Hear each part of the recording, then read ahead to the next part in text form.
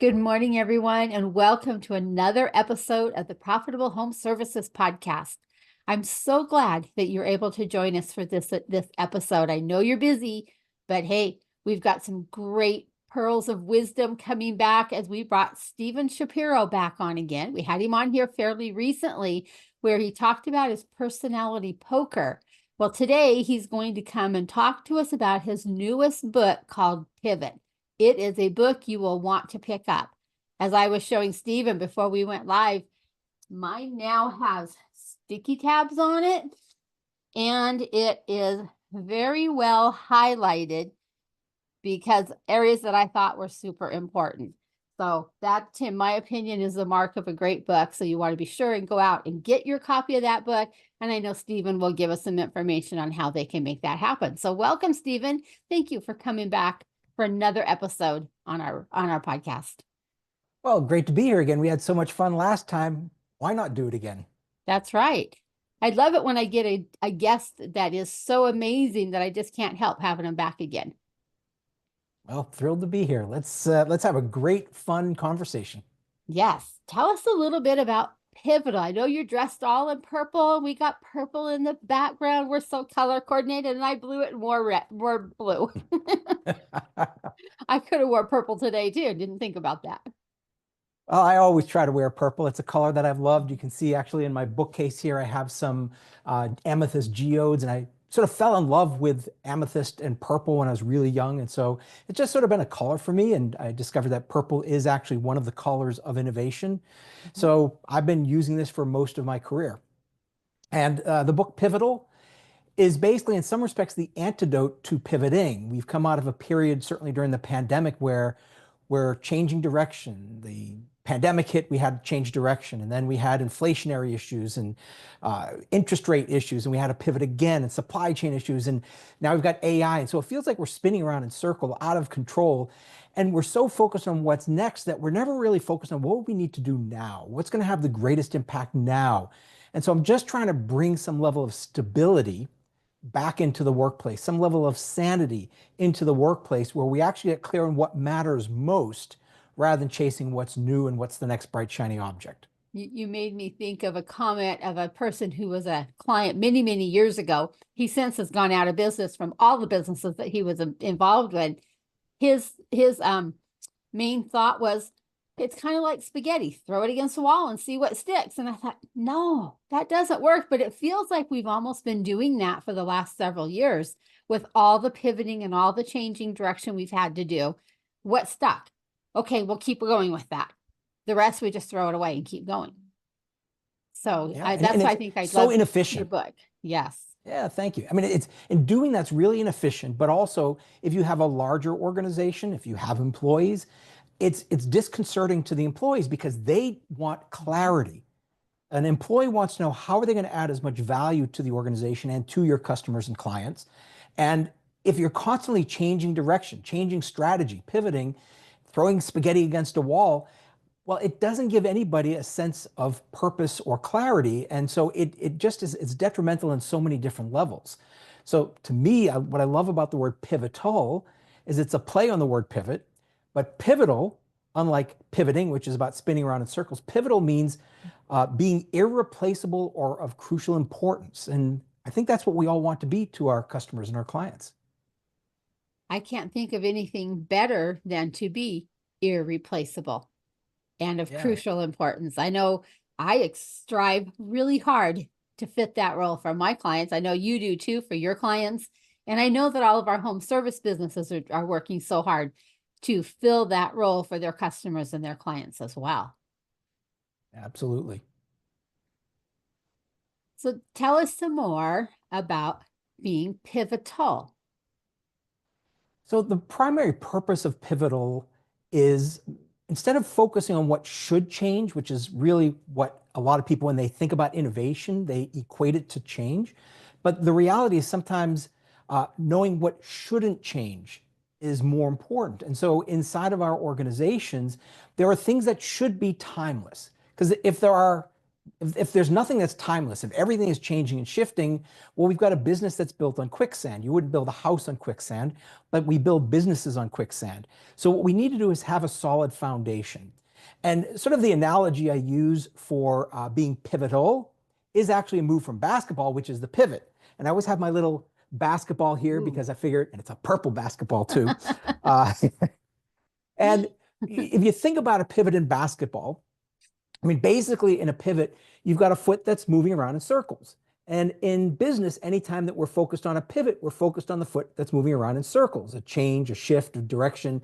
But what most people don't realize is that anytime we are pivoting, there's actually a foot that doesn't move, a foot that's planted to the ground. That's what creates a pivot.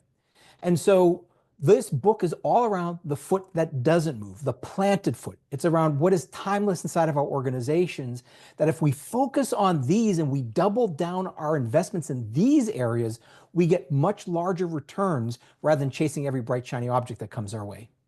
Oh, but it's so much fun to chase those bright, shiny objects. They are. Squirrel, right? Exactly. And Exactly. then later on was like, well, why did I just spend the last 4 hours doing? Yeah. Yeah, absolutely. Yeah. And and look, we live in an age right now with AI, for example. Everybody's okay. Well, that's the next bright shiny object. And I'm not saying you don't focus on AI because it's a crucial and critical part of what we do. But if that becomes your sole focus, if that's where you put all of your energy, well, now you're taking your eye off of what made you as an organization great to begin with, because everybody's chasing AI. So if you're going to be an also ran in the AI world, then you're not going to be very successful. So how do we focus on what we do best, what creates the greatest amount of value that's going to stand the test of time? And if we can do that and then figure out how to augment it with things like AI, then we get greater returns than chasing every opportunity that comes our way, when in fact, most opportunities are just distractions. So how do we get clear on what's a distraction and what's an opportunity? So you probably have some suggestions on ways that we can get that clarity on what are those important pieces in our business? What are we known for? What are we really good at? Yes. Yeah, exactly. I mean, so there's in the book, I talk about the 5 Ds of differentiation. We're not going to go through all 5, but I'll give you just a little bit of it so you can get a sense of what we talk about. And the point is that the first 3 Ds are that planted foot. So like I was talking about before, the foot that doesn't move. You get these 3 Ds right before you worry about anything else.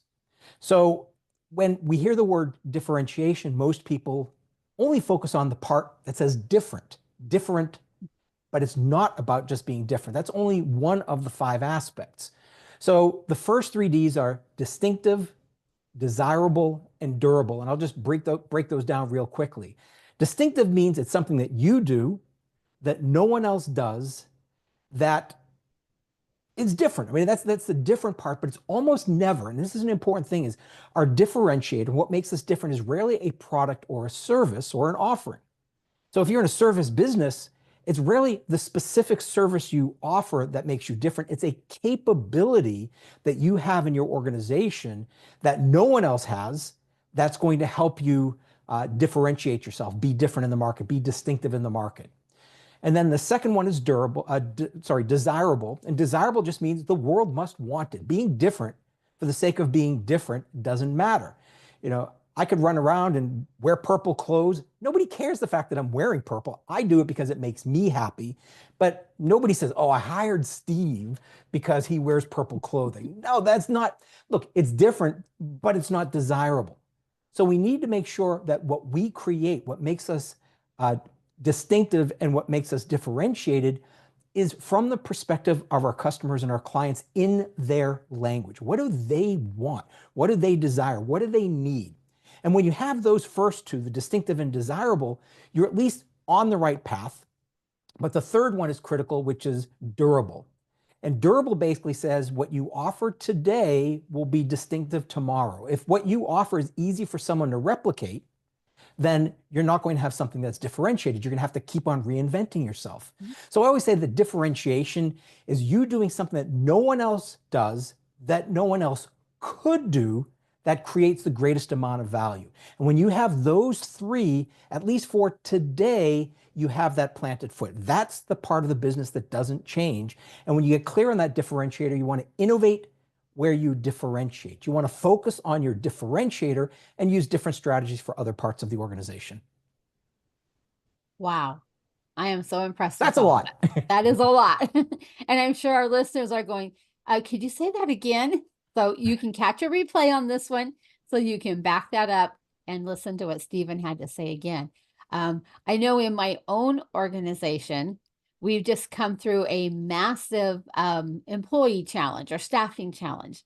And so I was telling Stephen earlier before we went live how timely this book has been, because it's caused me to sit back and take a look at the overall, everything we do in here, and look at what are the things that we're doing differently.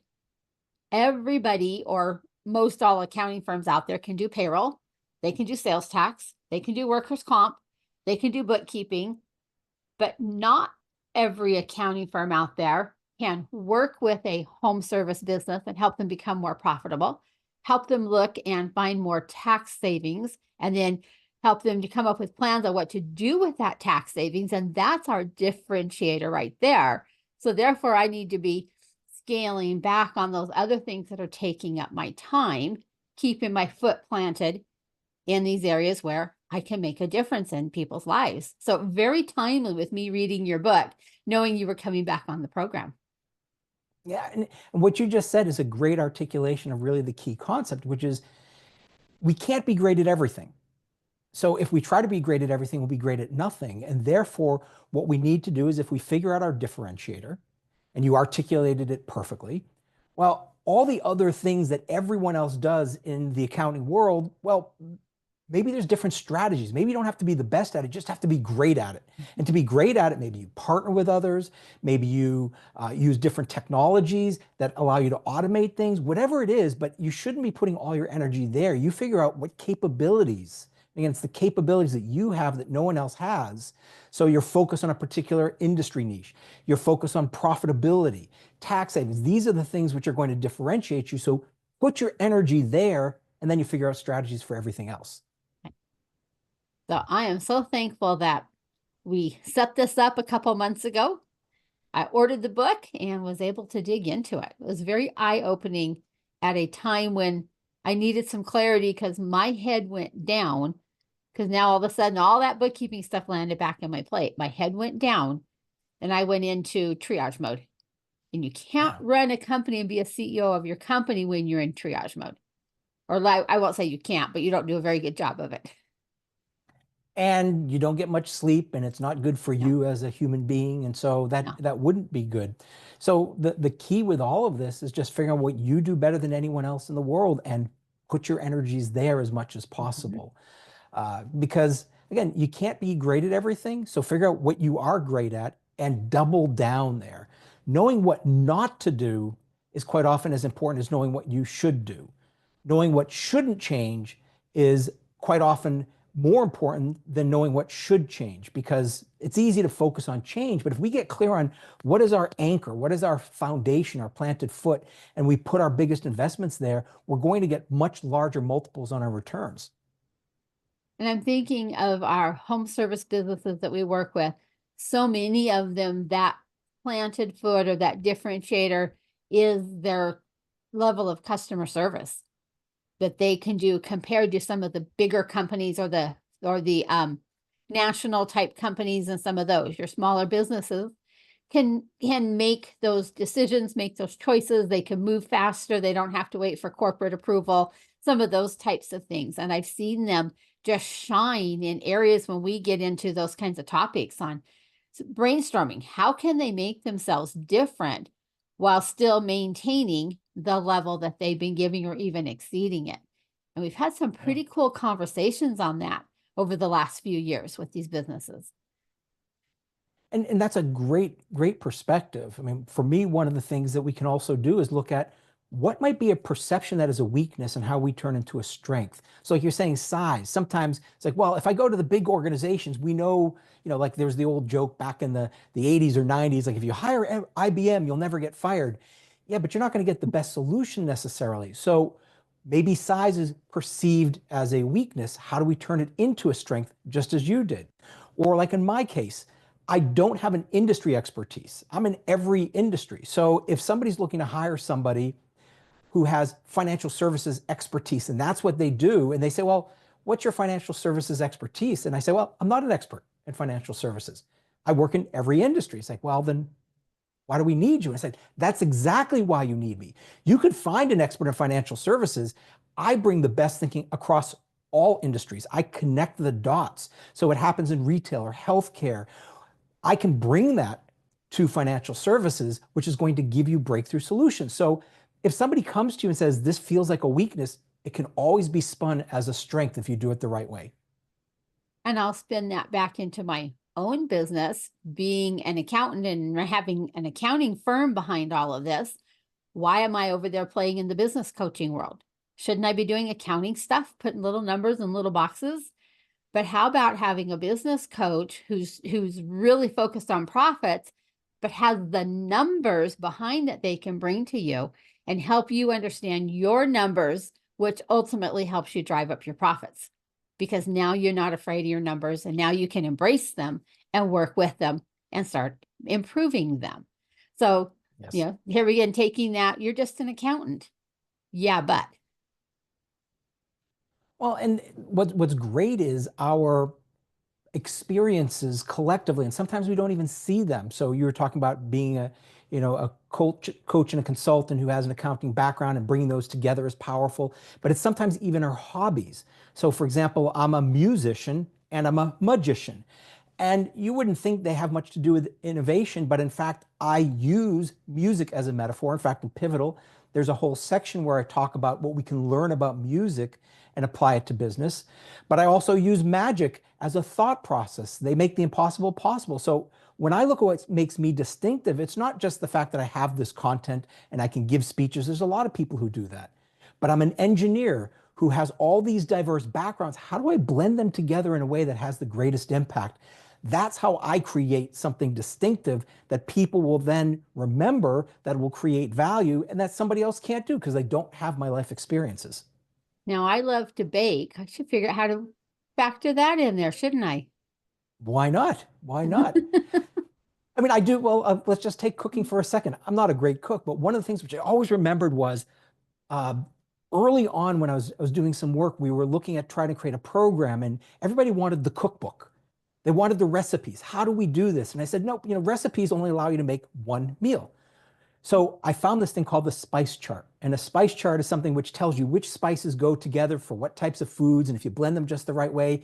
And it allows you to create millions of different permutations of foods. And so we use that spice chart as the metaphor for this program we developed, which then allowed people to create anything rather than saying, here's the 5 meals you can cook. Here's 5,000 meals you could cook if you understand the principles behind it. So there's always use in any metaphor. I love that. You just made me a flashback to when I was young, calling my grandma, Grandma, how do you make such and such? And she'd go, well, honey, just a little bit of this and a little bit of that. And you just kind of mix it. You can tell when it feels right. Your fingers will tell you.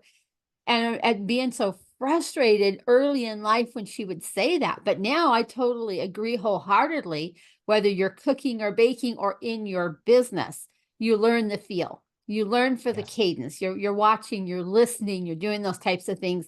And it isn't just a hard, fast set of rules that I can only do this or only do that. We can take them and use them as guidelines and grow a much stronger and a much healthier business because we're not limiting ourselves to a cup of flour and a half a cup of sugar or something like that. And I know we're really playing off of this a lot, but this is so brilliant what you just said, because if you are a person who can operate by feel, that can't be replicated. So if we come back to the durable aspect, a recipe is not durable. You No. have a recipe, you have a methodology, you have a process, you have an approach, you have technology. Anybody could do the same exact thing. But if you're able to do things from all of your experience that nobody else can actually do, that feel that you talked about, that is durable. That is a capability you have that no one else could ever replicate because it's not articulated as a process. Once you get down to process level and software level and things of that nature, those are all repeatable. There's something that somebody could copy. So I think this is, we don't have to continue this metaphor, but it's spot on. Oh, good. So we'll leave the cooking behind now and move on to something else. Sounds good. Tell us a little bit more about your different levels of capabilities in a business. Yeah, so I think this is maybe one of the most powerful frameworks that I have, and this is from decades ago. So this has been proven to apply to organizations of any size, any industry, and I've done this for about 25 years now when we first developed this framework, and have improved it over time. But basically, it makes an assumption that every piece of work that every person in every organization does falls into one of three categories. Now, before I get started, I want to be clear. These aren't people, departments, roles, functions. Each of these three different levels are activities. Every person and every department and every function does a combination of all three. So the lowest level would be support. And support means it creates internal value, but it doesn't create external value. So it's something we need to keep the lights on for the business. It's something that we have to do. Payroll. I mean, payroll is something which, if I'm a business, I need to have payroll, but unless I'm a payroll company, I don't want to be investing millions of dollars in creating payroll software. I want to find a partner who can do that for me. I want to outsource that. So that would be the lowest level. The second level is core. Now, core are the things that your customers value. They want it, but the thing is, they expect it. It's not a reason why someone will do business with you, but if you get it wrong, it will be the reason someone leaves. And so core are the table stakes. They are the expectations. So if you go to a hotel, you want working Wi-Fi, you want a clean room, you probably want some kind of food, but you're not expecting necessarily the fastest Wi-Fi on the planet. You wouldn't want to create a custom Wi-Fi system for your hotel.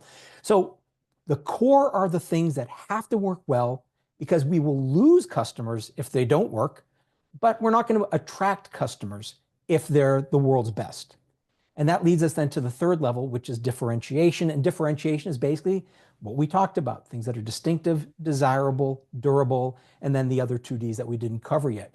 And if we can figure out how to innovate where we differentiate, if we can put all of our energies into our differentiator, the capabilities that allow us to be distinctive, desirable, and durable, and use other strategies for core and for support, whether it's automating, outsourcing, partnerships, or best practices or things of that nature. Well, now we are able to focus on what we do best and find strategies for everything else. And it's a simple framework, support, core, and differentiating, but it's super powerful.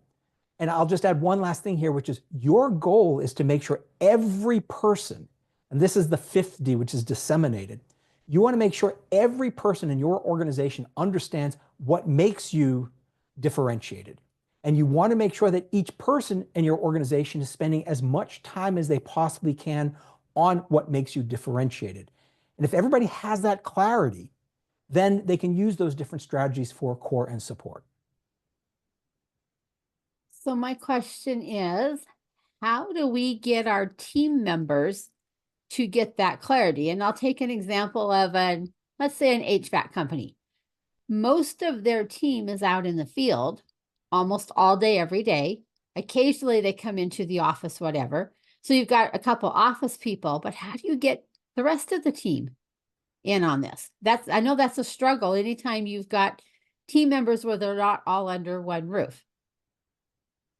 I mean, sometimes it could be as simple as just a solid communication strategy, or you bring people together for a day. It doesn't have to be something which you remind them of every single day, but it could be just something, or even if like you get a daily message, hey, before you start your day, remember, this is what makes us special. So I'll give you just an example of a company that does, I think, a brilliant job at this, and it's called Radio Flyer. They are a business that's known for their original Little Red Wagon. So they make wagons, kids' wagons.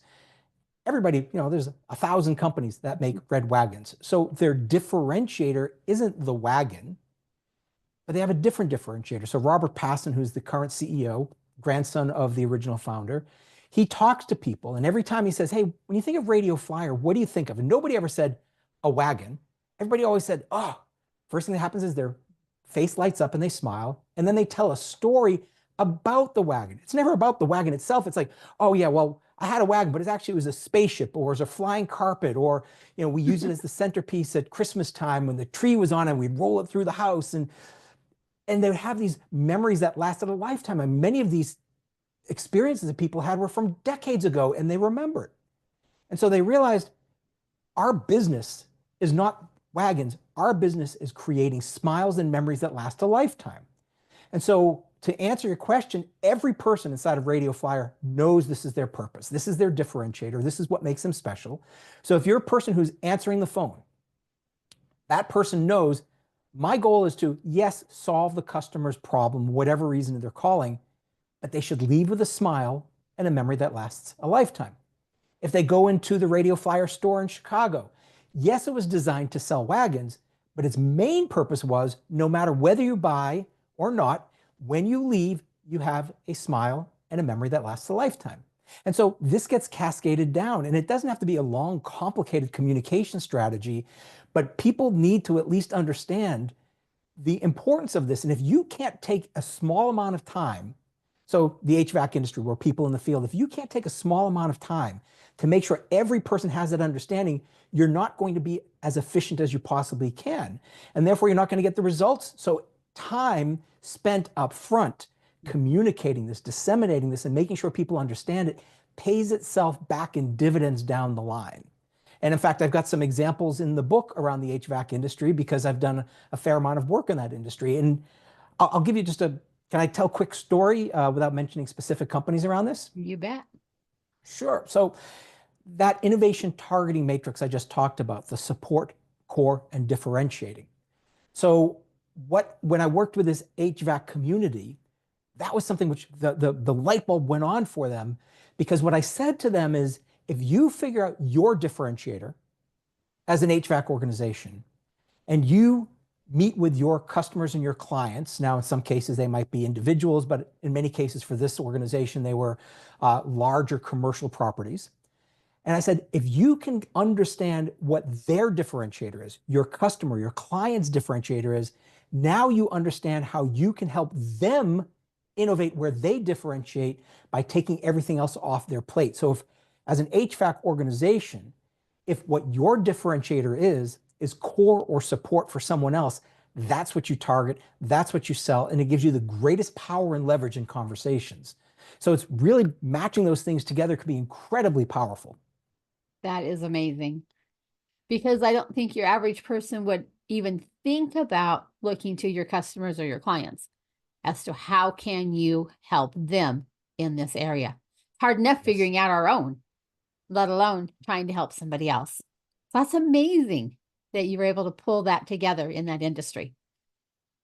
Well, and I think that the key message here is if we take a little time up front and we get clarity around our differentiator and we communicate it to everyone inside of our organization, and then we also communicate it externally, and then we go that next step and really understand what the marketplace's differentiators are and figure out how what we offer fits into that. It's just an incredibly powerful thing, but it takes a little bit of time for a massive payout in the back end. I love that. And if I'm remembering right, you have a lot of tools and things that people can download when they've read your book. And Yes. I believe there's some worksheets and stuff in there that will help people determine what their differentiator is, if I could say that 3 times too quickly. Yeah, that's a tough one to say. Yes. So there are a series of worksheets and other materials that you can download that help you.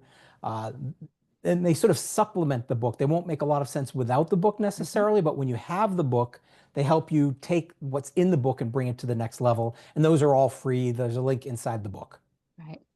And I know working with people in this industry, having a template or a tool like that to help them get started with that thought process. Otherwise, you pull everybody into the room and now what do we do? Yeah, we need to have a template or something to get that thought process started, because I would bet that your team probably could pick up on your differentiator easier than you yourself can, because they see you in action. They see the business from a Yeah. different lens than what we as the owners see it in. Absolutely. And I would argue that anybody who works for the organization still has blind spots when it comes to that. Mhm. So the key is we always look, differentiator isn't for us to say this is how we differentiate. Just like with Radio Flyer, he just asked people, when you think of Radio Flyer, what do you think? And it was immediately obvious from other people's reactions and other people's conversations and the stories others told what it is that their differentiator was.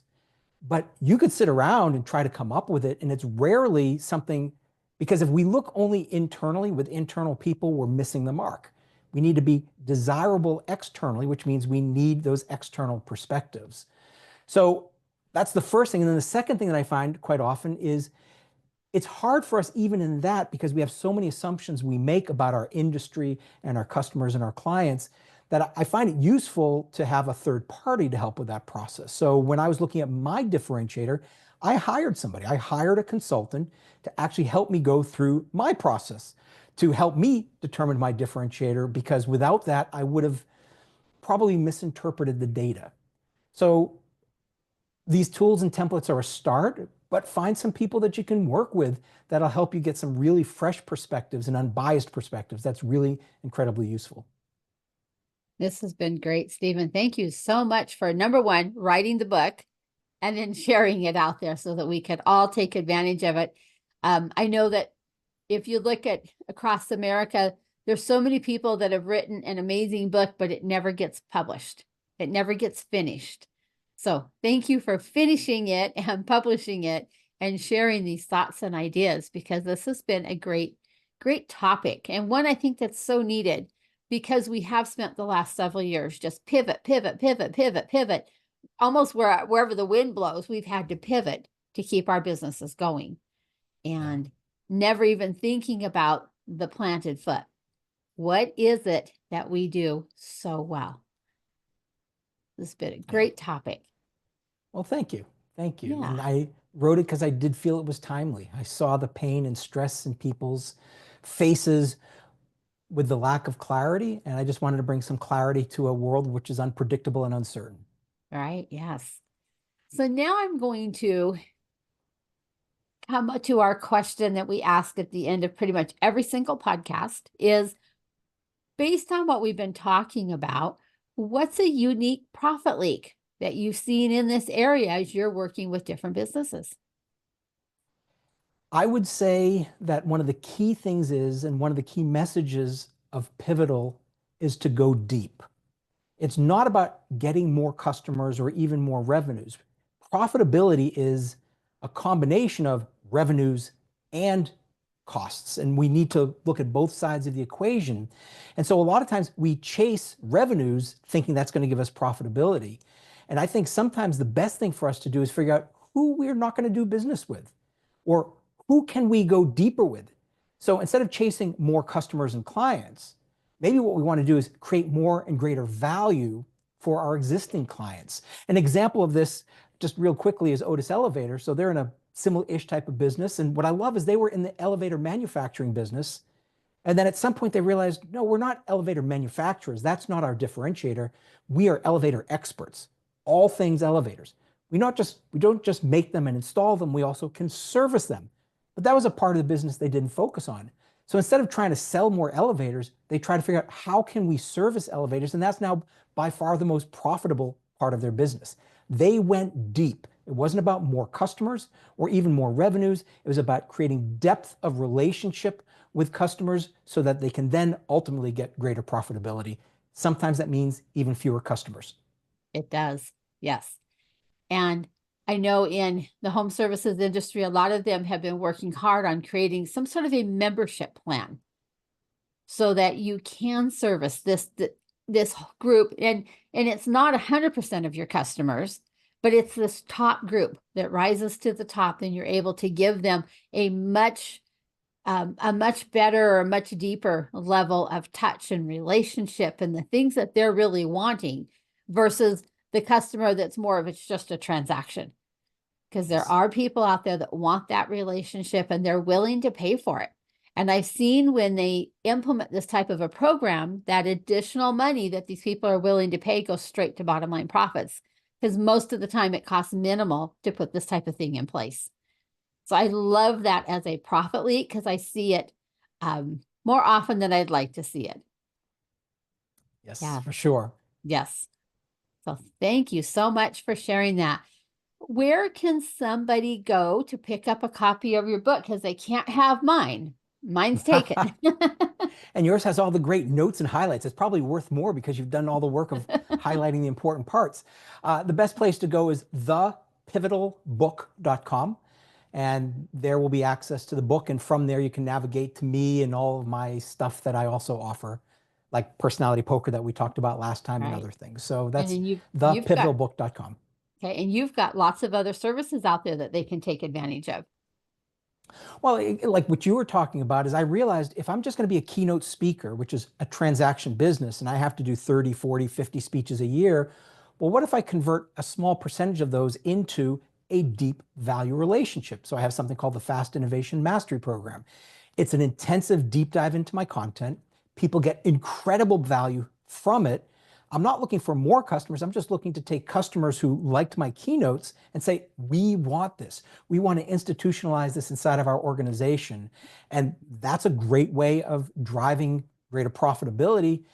But I look at it from the perspective, if I can create more value, deeper value, I will get profitability. So I focus on value first, profitability second.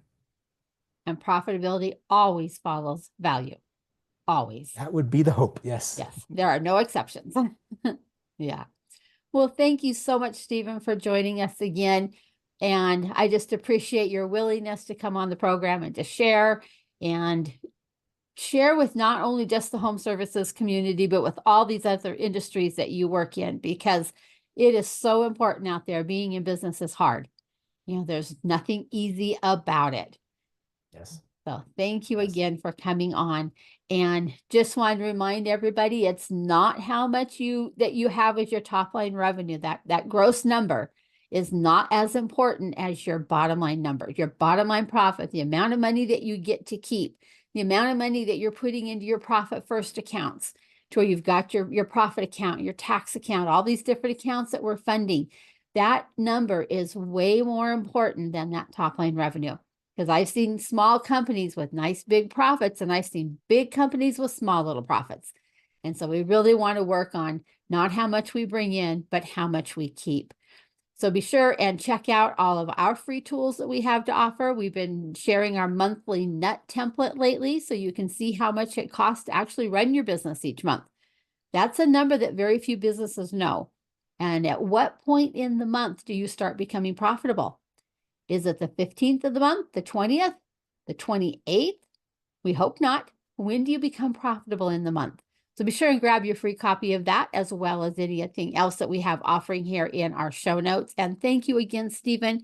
It's been such a joy and such a pleasure to have you back on our program. The pleasure is all mine. Thank you so much. All right, everybody, have a great rest of your day. We'll catch you on the next episode of Profitable Home Services. Thank you. Bye-bye.